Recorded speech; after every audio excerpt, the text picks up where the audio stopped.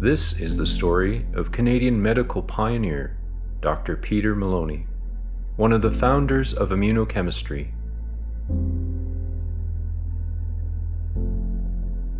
A man of science and a man of faith, he was instrumental in the purification of insulin, which made Banting and Best's discovery usable.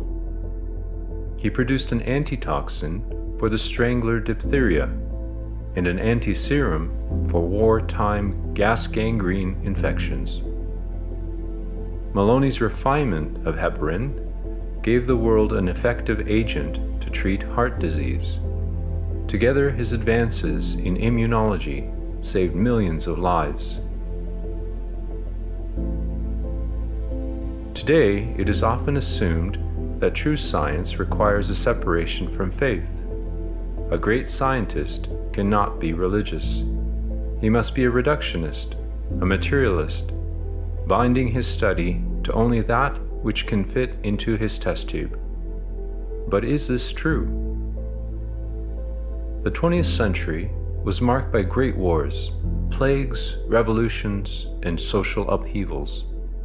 It was also a time of incredible medical advances that promised a global eradication of the deadliest of diseases, a period of medical enlightenment that to a great degree pivoted on Pasteur's 1864 success in proving the germ theory of disease. Among the key figures of this medical enlightenment were those of a faith in a creator and those of strong Catholic faith, to whom the guiding principle of scientific inquiry, indeed the root of scientific method itself, was to remain open to those factors which help create the conditions for discovery.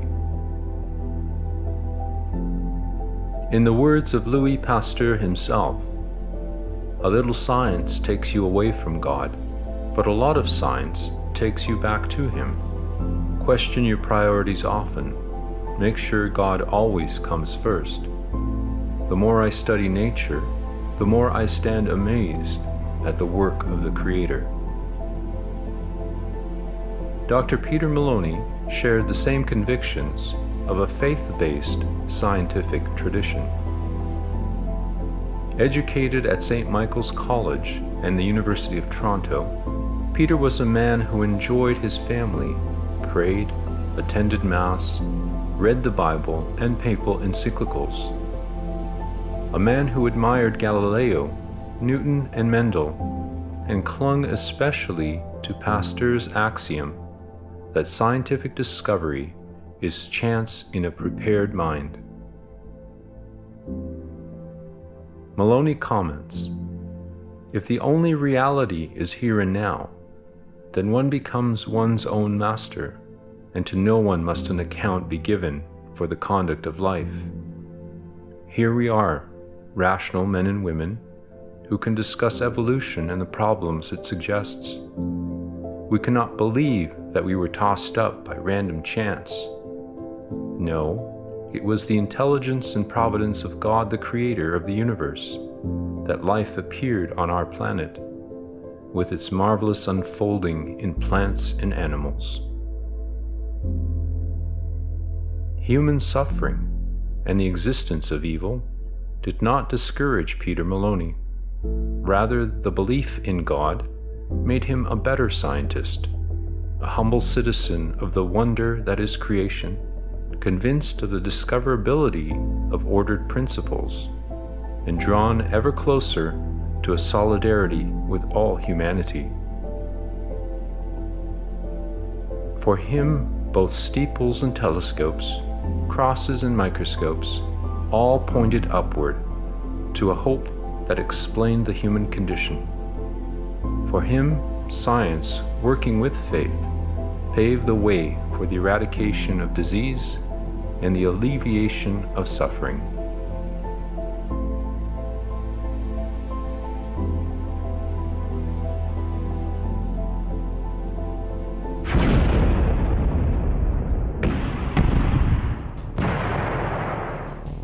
The first half of the 20th century saw two horrific world wars. millions of soldiers and civilians killed and displaced. Pestilence, famine, social unrest, the rise of mass production, of unions and Marxist materialism that attempted to redefine humanity as purely utilitarian.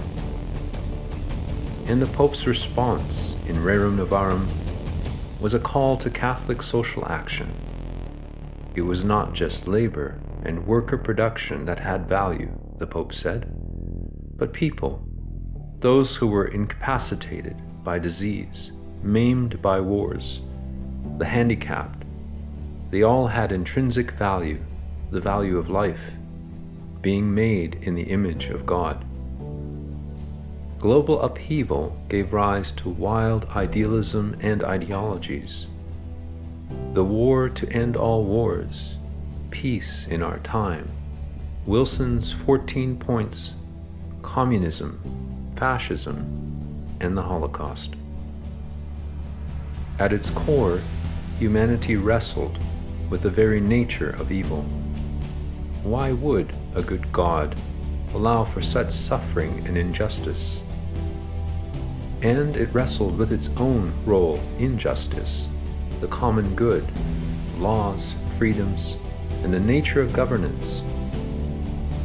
Imperialism and colonialism faded, and the principles of self-determination arose, giving political birth to many nations. The language changed as well. The language of war, a trench language, entered the vernacular. Words such as extermination, the digs and basket cases, soldiers who had to be carried away in pieces. The guns of August in 1914 began the slaughter of 20 million soldiers and civilians who suffered horrifying deaths. It all seemed incomprehensible, and over the top became a household phrase. We are still children of the war as we continue to define today's world through the war's lens.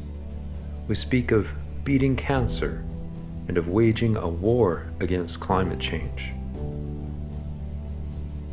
War also accelerated the spread of pestilence, such as the Spanish flu, typhoid, polio, diphtheria, and cholera.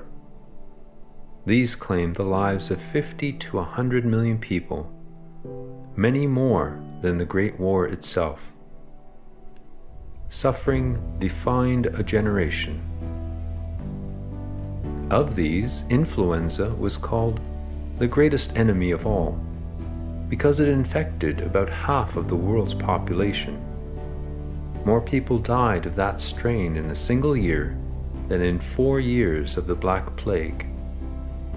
Known as the Spanish flu, or La Gripe, the influenza of 1918 and 1919 was a global disaster.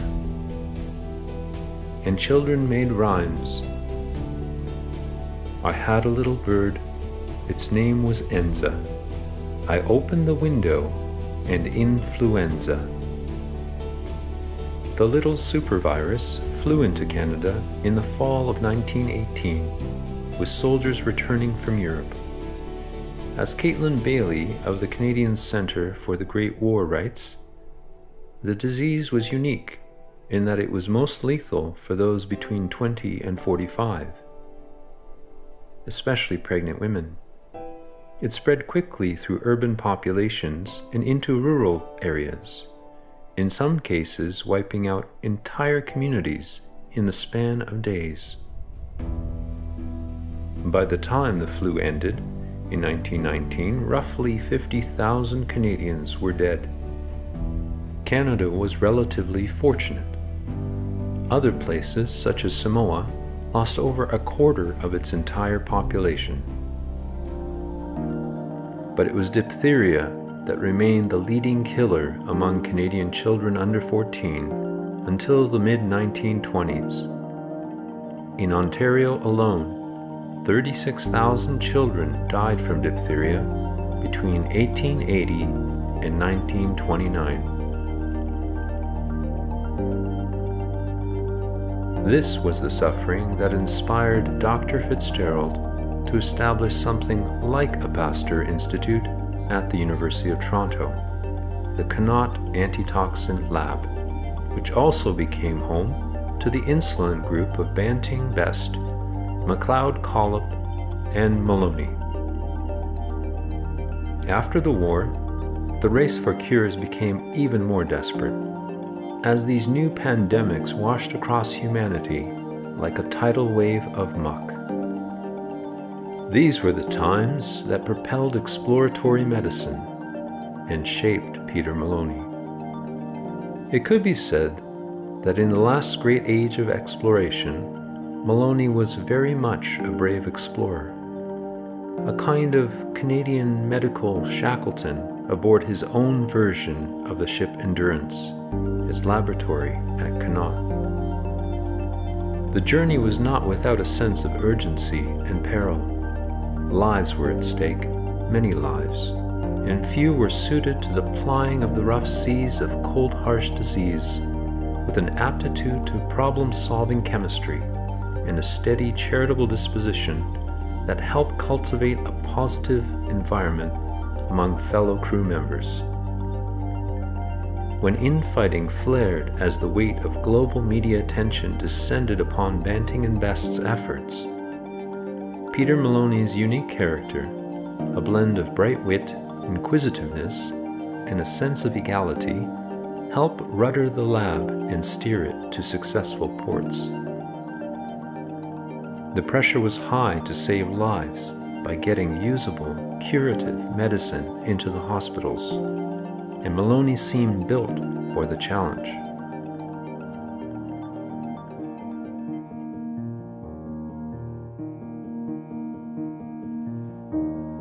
Born in Penetanguishene, Ontario, on the 29th of June, 1891, during the reign of Queen Victoria, Peter Joseph Moloney was the son of second-generation Irish Canadians Thomas Henry Moloney and Elizabeth Burns.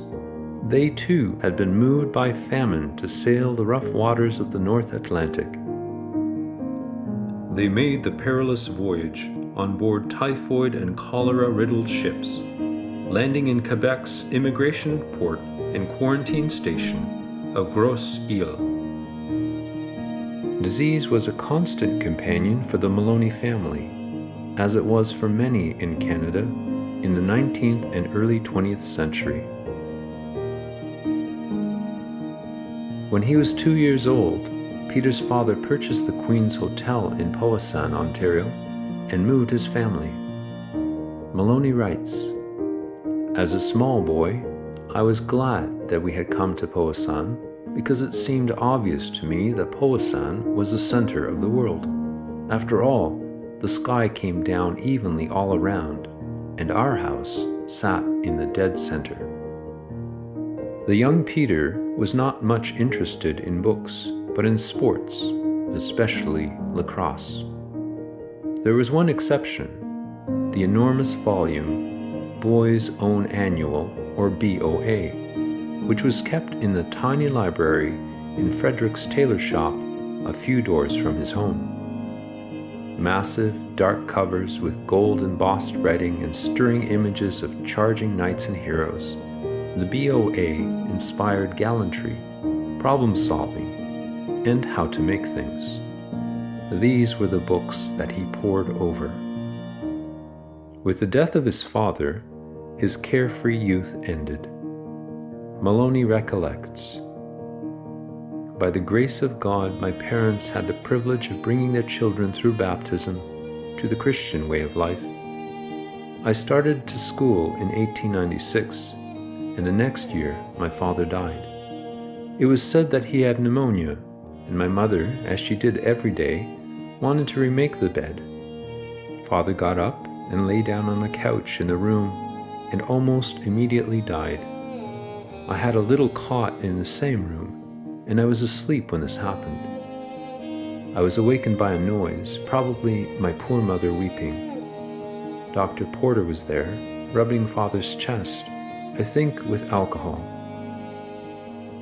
I remember my two older sisters, Elizabeth and Ella, These girls 10 and 11 years old, standing in their nightgowns, calling out together, "Mother, we'll work for you." And so they did, all their lives. My father was buried in Bury.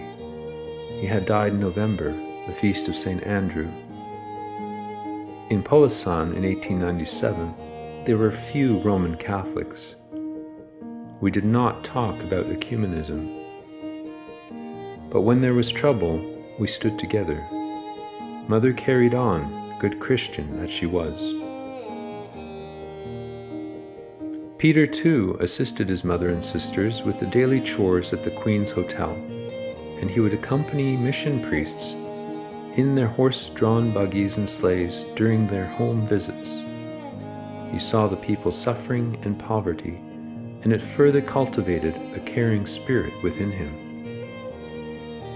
By 16 years of age, he had become a model frontier Canadian, grandson of immigrants, raised by a widow, physically robust and self-disciplined, with a keen mind eager for challenges that in Peter's case inclined him towards higher education. That opportunity came when at 16, Moloney registered at St. Michael's College in Toronto, where he completed studies and then passed into the degree program at the University of Toronto as a member of one of the first St. Michael's classes to do so. Peter studied what was then called the quadrivium: physics, chemistry, biology, and mathematics, alongside the trivium of English, French, Latin, and philosophy. Moloney received his BA in 1912. He won the prize for mathematics and had played on St. Michael's College championship football team. In the summer of 1914, he traveled to Berlin for a conference and to improve his German, a language needed for science. In 1915, he earned his MA, and later in 1924, from work done with Banting and Best, his PhD in chemistry, also at the University of Toronto. A gifted student, Moloney spent the year of 1915 and 1916 on a bursary in California at UCLA Berkeley. There he met and married a fellow student, Angelina Chapman, and would go on to have 5 children: Mary, Henry, Oliver, John, and Peter. He settled in Toronto with a beloved summer house along the Scarborough Bluffs that he often pined for during his travels abroad. His daughter Mary, a professed religious, Mother St. Henry of the Sisters of Our Lady Immaculate in Cambridge, Ontario, recounts, "My father returned to Canada from Berkeley because of the war. He wanted to serve God first. He would give his life for his work, his country. This is what impressed those who admired him." Moloney took a job first, working in Ottawa for the Canadian government at the research farm, where he developed a simple method of separating hippuric acid from the urine of cows. As he put it, "It was this discovery that got me my job with Connaught." Although he considered going to Kodak Eastman in Rochester, his supervisor, Professor Miller, discouraged him. "Oh no, don't go over there. They'd steal the copper off a dead man's eyes." Peter Moloney joined the staff of Connaught Labs in September of 1919, where he helped turn the big guns of science to the fields of medicine and healing.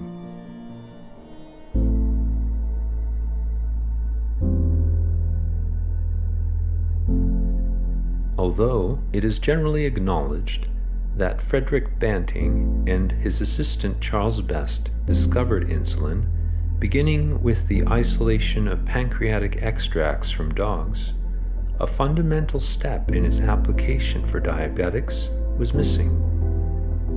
They did not have a reliable method of purifying the extract, nor in monitoring glucose levels in patients, so the discovery remained unstable and dangerous. Earlier researchers had come to the same roadblock. Nicolae Palescu of Romania, American Israel Kleiner, and in Germany the work of Oskar Minkowski, Joseph von Mering, and especially George Ludwig Sulzer. They too had produced pancreatic extracts, which caused side effects to dogs and humans alike. The real challenge was to distill the active blood sugar regulating ingredient into a usable form. Purification was the key, and that is where the Toronto team first succeeded.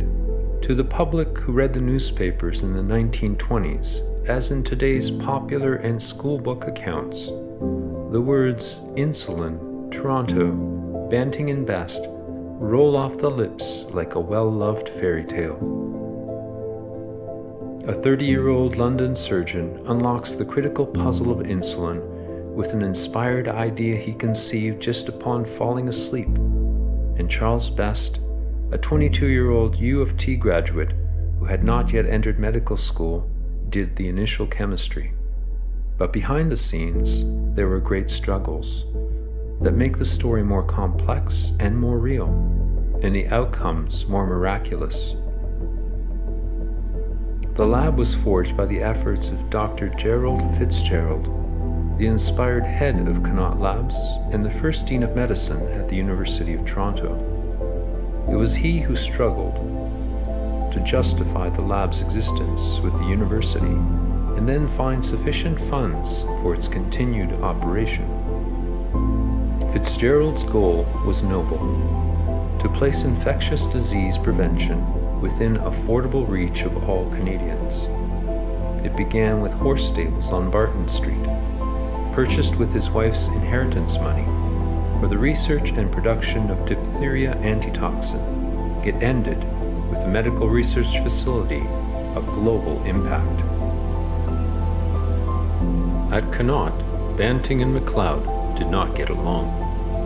In the words of John MacLeod, the physiology professor who oversaw the work and shared the Nobel Prize with Banting, if every discovery entails as much squabbling over priority as this one has, it will put the job of trying to make them out of fashion.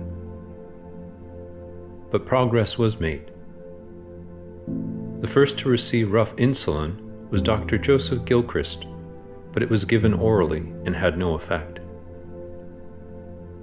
In December 1921, when Banting and Best were having difficulties in refining the pancreatic extract, MacLeod assigned the biochemist James Collip to the team. The pressure to succeed was very high. In January 1922, while Collip was still working on insulin purification, Best and Banting administered their pancreatic extracts prematurely to a dying 14-year-old Leonard Thompson. He suffered a severe allergic reaction, as did others. Banting was forced to stop further injections. Eventually, Collip succeeded in preparing a more pure, usable form of insulin, and Len Thompson received his second injection on January 23, 1922, this time with great success. News spread quickly among poor and rich alike. All those suffering from the death sentence that was diabetes mellitus. Then disaster struck. Sometime in late February or early March, Collip could not replicate his initial success. Perhaps a detail was missing. Perhaps the pH levels were off. Diabetic patients who had been treated with insulin for almost 2 months now had to do without the life-saving extract and were dying. And rather than spending the spring of 1922 gearing for large-scale insulin production, the efforts of the entire Toronto research team were madly absorbed in rediscovering a method of purification they once had. With tensions rising, Fitzgerald stepped in and assigned Connaught's first research chemist, Peter Moloney, to help the insulin group sort things out. Moloney had already received wide acclaim for his development in 1921 of a quick-acting pH electrode for determining the acidity of broths, something labs today take for granted.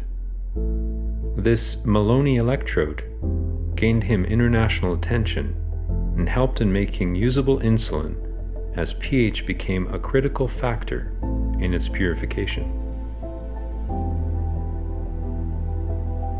In the spring of 1922, Moloney had a breakthrough in the basement lab of the old medical building with the Banting Best team. He resolved the problem of purification and of severe reactions to insulin using benzoic acid. The purification involved shaking washed charcoal with a solution of benzoic acid dissolved in alcohol. The charcoal picks up the acid and lets go of the insulin. Moloney comments, "This is a process known as fractional absorption, a first step towards the synthetic production of insulin." The goal was useful clinical insulin, and this fractional absorptive method would open the door to mass production. But it wasn't just Moloney's clinical prowess that moved things along. It was also his charitable character, which treated everyone with respect and assisted all his peers with a great willingness. This breakthrough enabled John MacLeod in May of 1922 to begin negotiations with American drug maker Eli Lilly and Company, as the team came to realize that they had limited facilities for mass production. By the end of August, both Lilly and Connaught were producing good insulin.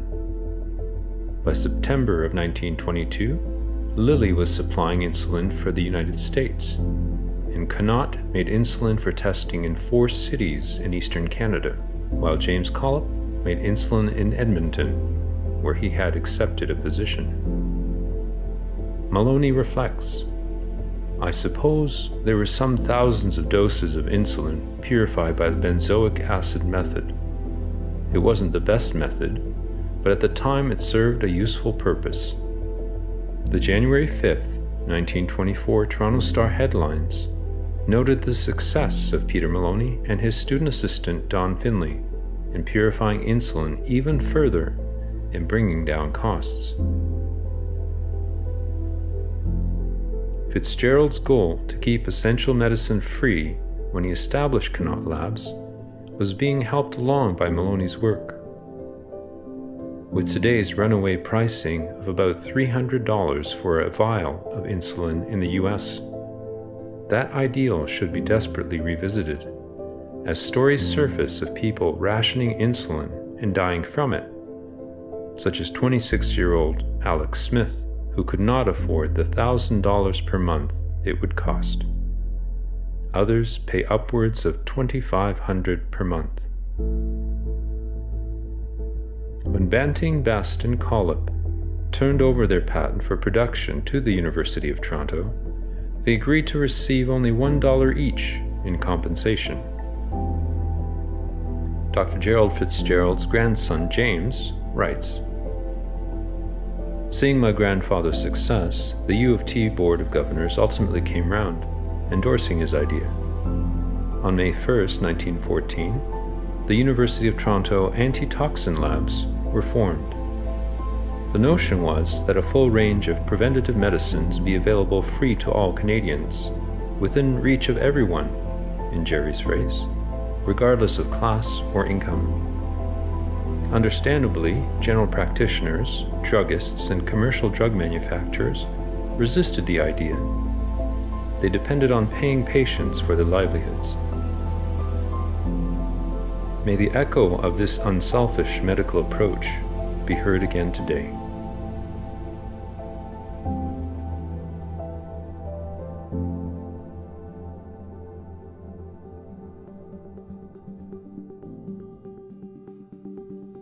Apart from his contributions to insulin research, Moloney was involved in the introduction of diphtheria toxoid, a denatured and safer version of the diphtheria anti-toxin, which had been discovered in 1923 by Gaston Ramon at the Pasteur Institute in Paris. Fitzgerald visited Ramon in Paris and became so impressed by the new toxoid that he immediately called Moloney at Connaught and asked him to drop everything and begin duplicating Ramon's methods. Often called the Strangler, diphtheria was the scourge of childhood, ranking first as a cause of death for children under 14. Despite the introduction and free distribution throughout Canada of Connaught's diphtheria anti-toxin after 1914, infection rates remained stubbornly high. A new formulation was needed. As medical historian Edward Shorter notes, in 1925, Moloney became the first scientist in North America to prepare the toxoid, in addition made a critical contribution to its safe use by developing a skin test, the Moloney test, to identify children who would react adversely to the new vaccine. A field test between 1926 and 1931 was conducted using the new toxoid on 30,000 children in Toronto, and only 23 contracted the disease and with no deaths. The test concluded a major reduction of the once feared childhood killer, and the toxoid was given in combination with pertussis, or whooping cough, and tetanus vaccines. The Moloney reaction test served to expedite the vaccine's broad use in Canada and rapidly brought diphtheria incidence down to near zero by the early 1930s. According to Fitzgerald, Toronto and Hamilton were the first cities in the world to be diphtheria-free. People started to take notice. Rockefeller started sending people to Toronto, and Toronto became the international hub of this medical revolution. Fitzgerald adds, "This is what Canadians don't know, is that we became the lighthouse school of public health and hygiene in the world. There were a lot of firsts."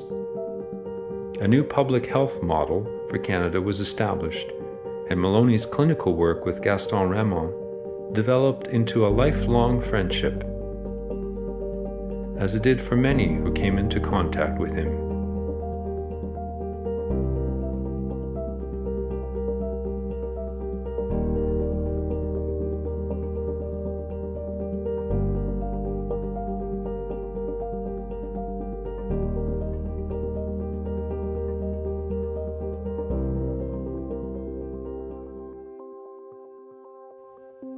The medical revolution continued with increased pace, and it was Moloney's gift for biochemistry that played a major role in translating discovery into usable medicine in Canada.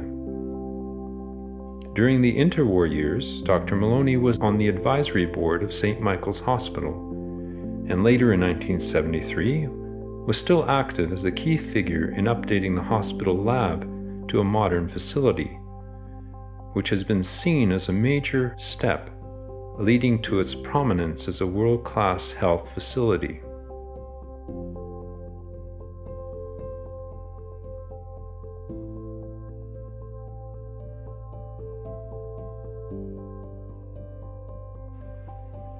By the early 1940s, Peter Moloney developed a combined vaccine of diphtheria toxoid and pertussis, the first of many later combinations, and he also assisted in polio research.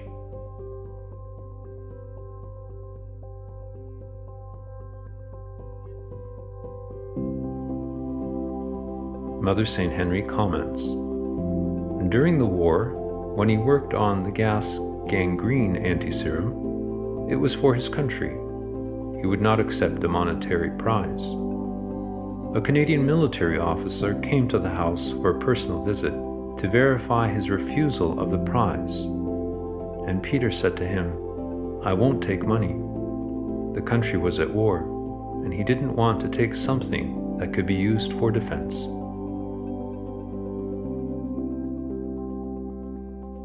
In 1946, he developed an enzymatic method for the extraction of heparin, the life-saving blood thinner, with Tony Tassoni, his doctoral student.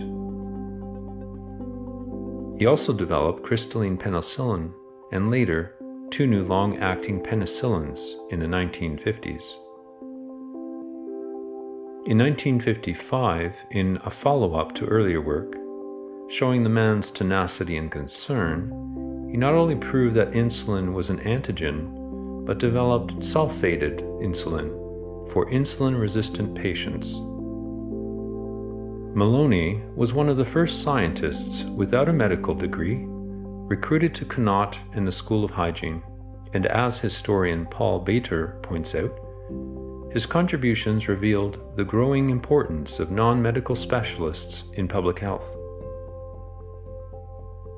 Up to his last years, Moloney's attention was dominated by his hobby, immunology, with respect to insulin resistance and to problems raised by insulin as antigen. Leading a very productive, though quiet life, Moloney earned his 7th patent at the age of 90 and lived into his 99th year. His daughter, Mother St. Henry, recounts, "Real scientists say they don't know everything, and along those lines, my father marveled at discovering the laws to be found in nature. He used to say, when one door is opened, it leads to another. This wonder grew in him. He spoke of it more often as he grew older. He had enough ideas to keep him busy for another century." It was this quality of wonder that impacted his PhD students, such as Lou Goldsmith, who remembers him fondly as an engaging and superb one-on-one teacher. Lou goes on to say, "I always felt that I learned something from him every time we discussed methods, results, and plans. He had many students who became successful because of his influence."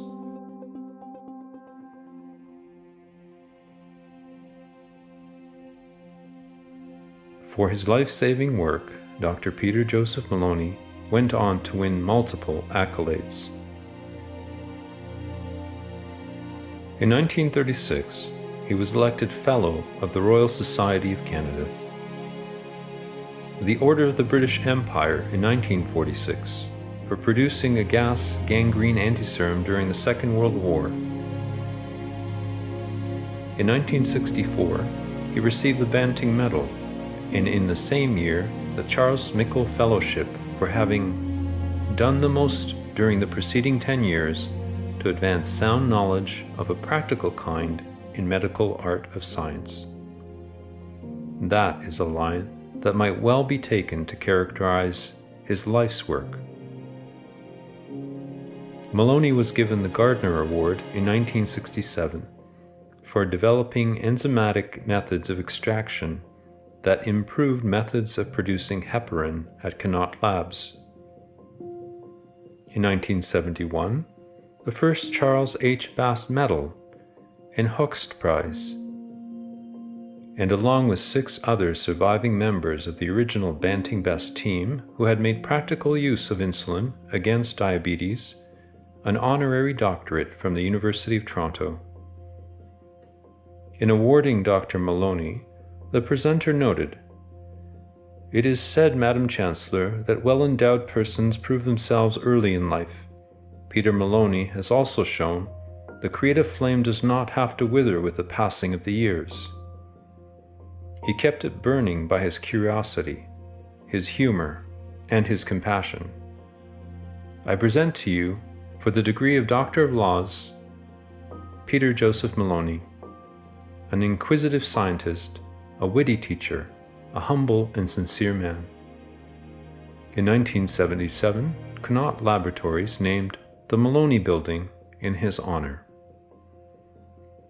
According to Edward Shorter, during his lengthy career, which extended for nearly 2 decades past his official retirement in 1961, Moloney went on to become one of the founders of the discipline of immunochemistry.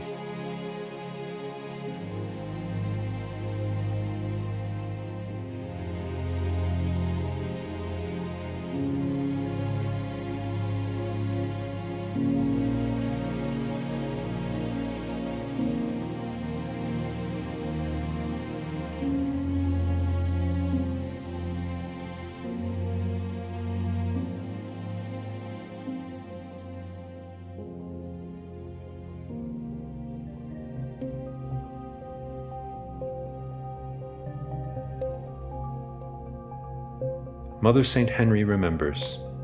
After the evening rosary, everybody was to sit at the fireplace and listen to the story, as each person took a turn as reader. Then it was decided by Dad that my mother should do the reading because she had a pleasant voice.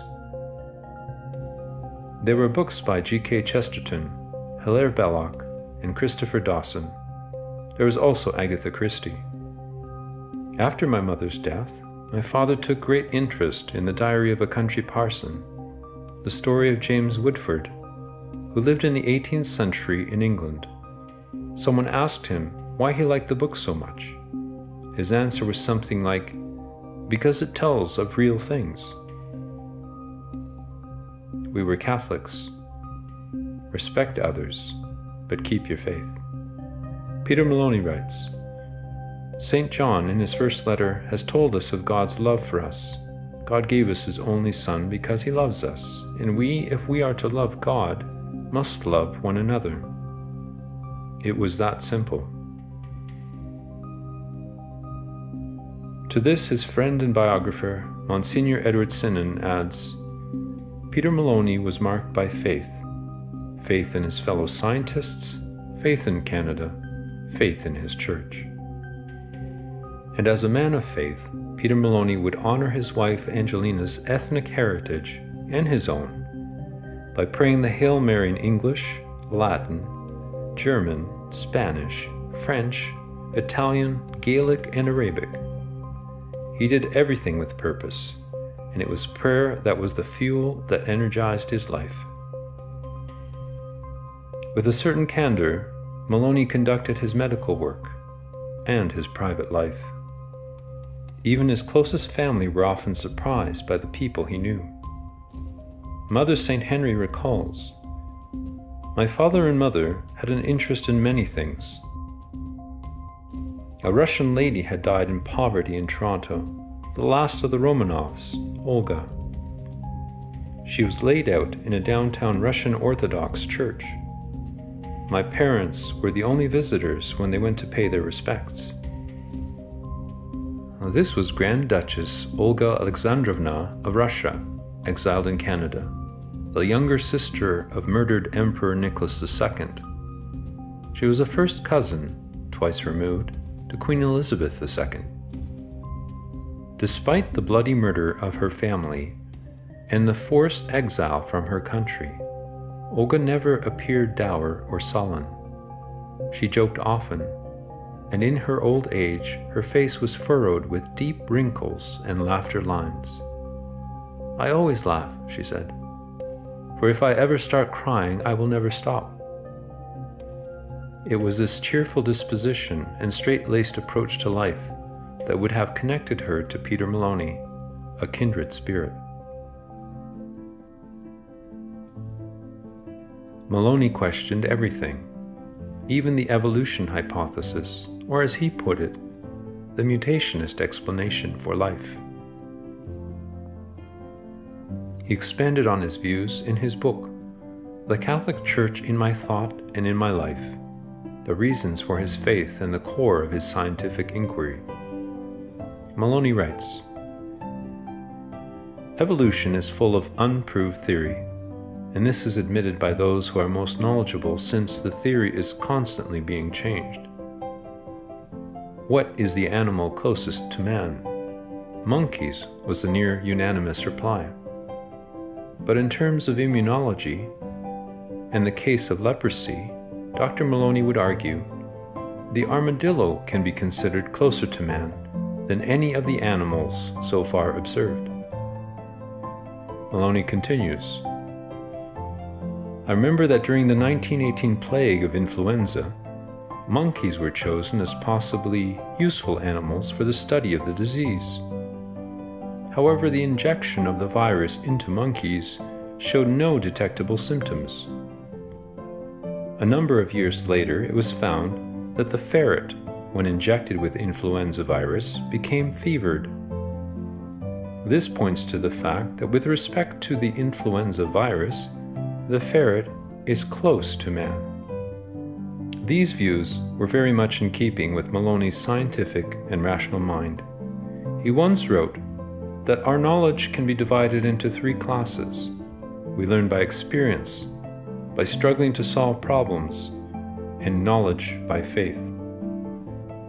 Ultimately, for Peter Moloney, whose character was full of spark and empathy, these were the three branches of true science.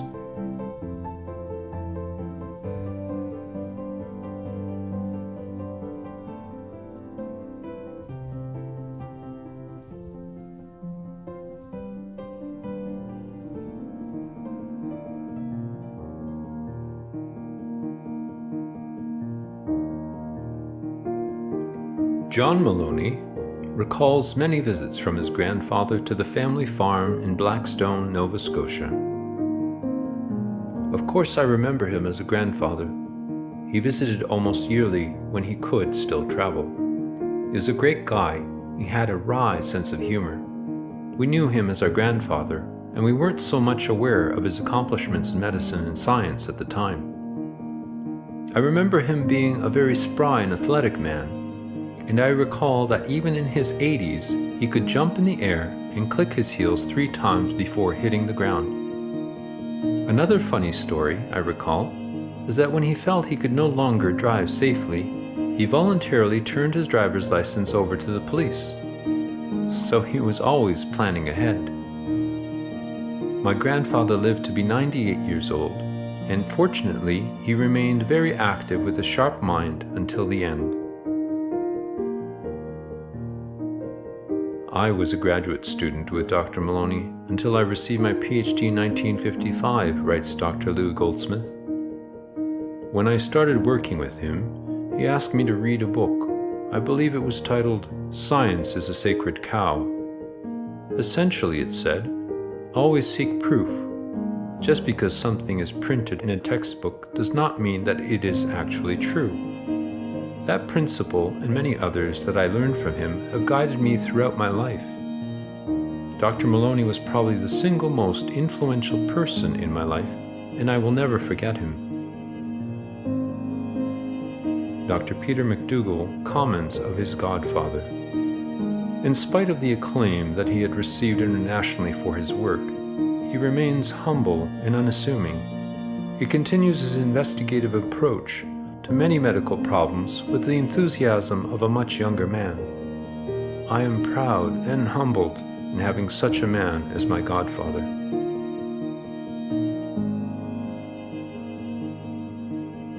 It is fitting then to close with Peter Moloney's own words. He writes, "The newspapers were filled with excitement about the discovery of a cure for diabetes. Once there was even a little scribble in the paper about me. But I had nothing to do with it. I came up with a method of purification, you know. But that's how things can be misrepresented." It was precisely his purification that rendered insulin usable and which secured fame for Banting and Best. Moloney's gift was in translating discovery into usable medicine, yet his humility kept him from seeking the limelight. Diligently following his scientific inspirations, laced with prayer, he applied his natural gifts of intellect and spirit to alleviate those suffering from some of the worst diseases the world has ever seen. For that, he should be remembered today with great fondness, as a Canadian medical pioneer and as a devout Catholic who lived a true science.